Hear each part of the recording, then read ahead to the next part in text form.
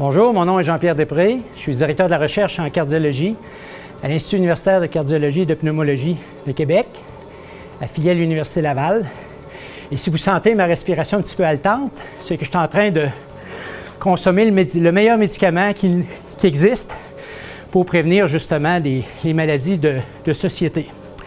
Alors, puisque vous avez à vivre avec le diabète, le premier message que j'aimerais vous livrer en tant que chercheur, c'est que sentez-vous pas coupable, ce n'est pas de votre faute. Il y a deux formes de diabète.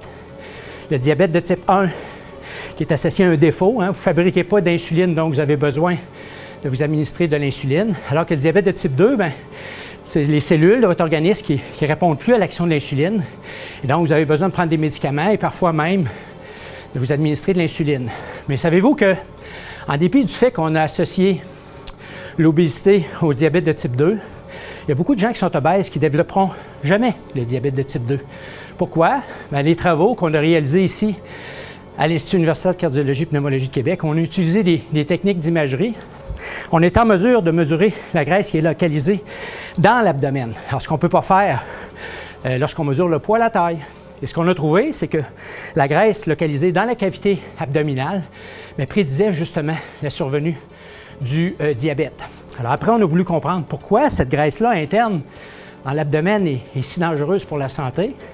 Encore une fois, en utilisant les techniques d'imagerie, on s'est rendu compte que les gens qui avaient de la graisse dans leur abdomen avaient aussi des foie gras, avaient des cœurs gras, puis avaient un muscle qui ressemblait à un steak tout persillé de gras. Et donc, ça créait un état d'inflammation globale qui vous rendait justement résistant à l'action de l'hormone d'insuline. Et donc, votre glycémie s'élève dans le sang.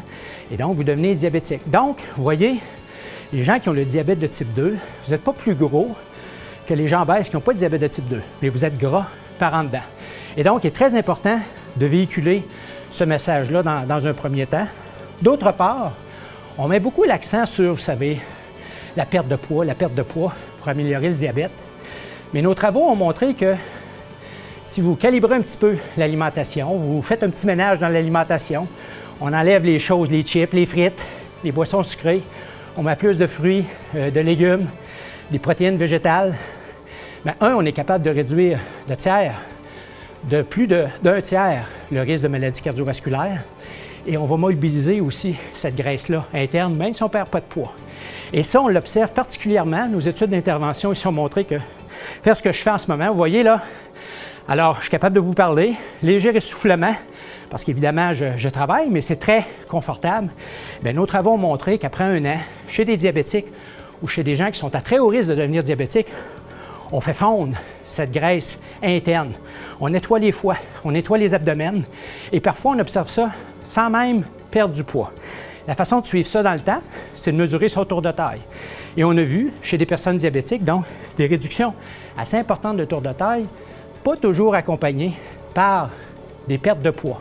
Et donc, ce n'est pas nécessairement la perte de poids qui importe, mais beaucoup plus donc de manger mieux, de bouger. Ce que je fais en ce moment, c'est le meilleur médicament jamais développé sur la planète pour améliorer la condition d'un patient diabétique ou pour prévenir les complications associées au diabète. Il n'y a aucun médicament qui arrive aux effets globaux associés à bouger. Mais vous savez, il y a tellement de gens sédentaires maintenant à l'échelle planétaire, c'est le tiers de la population qui ne fait rien, comparativement à peu près le quart qui fume.